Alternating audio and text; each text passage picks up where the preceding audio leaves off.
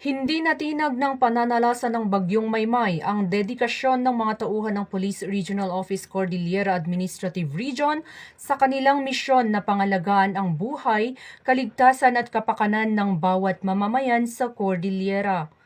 Mula nang maranasan ng tuloy-tuloy na pag-ulan, agad na ipinakalat ang mga police personnel sa iba't ibang lalawigan upang magsagawa ng road clearing operations sa mga lansangang natabunan ng putik, bato, mga natumbang puno at iba pang debris na dulot ng mga landslide at masamang panahon. Sa pakikipagtulungan sa mga local government units at iba pang response agencies, sama-samang nagsagawa ang mga otoridad ng clearing operations upang maibalik ang ligtas na pagdaan ng mga motorista, mapadali ang paggalaw ng mga emergency responders at maibsan ang epekto ng bagyo sa mga apektadong komunidad. Kasabay nito nagsagawa rin ang mga tauhan ng ProCar ng search and rescue operations sa mga lugar na naapektuhan ng pagguho ng lupa at iba pang insidenteng may kaugnay sa bagyo. Patuloy rin ang water level monitoring sa mga ilog at iba pang flood-prone areas upang maagapan ang anumang posibleng pagtaas ng tubig na maaaring magdulot ng pagbaha sa mga kalapit na lugar. Bilang bahagi ng mga hakbang sa flood mitigation, nagsagawa rin ang mga kapulisan ng declogging operations sa mga drainage canal at iba pang daluyan ng tubig upang mapanatili ang maayos na daloy ng tubig ulan at mabawasan ang panganib ng pagbaha sa mga komunidad.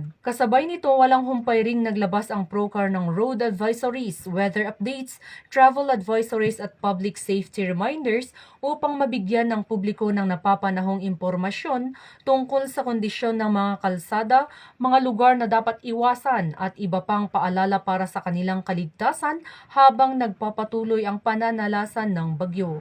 Sa kabila ng masamang panahon, nananatiling nakaalerto at nakaantabay ang mga tauhan ng ProCars sa buong rehiyon. Sa bawat operasyon at serbisyong kanilang ibinibigay, muling pinatutunayan ng ProCar ang kanilang matatag na paninindigan na maging laging handa sa panahon ng sakuna at maghatid ng serbisyong mabilis, tapat at tunay na nararamdaman ng bawat mamamayan. Mula dito sa rehiyon ng Cordillera, ako ang inyong Police News Network correspondent, Patrolwoman Lizel Digman, alagad ng batas, tagataguyod ng Balitang Pulis.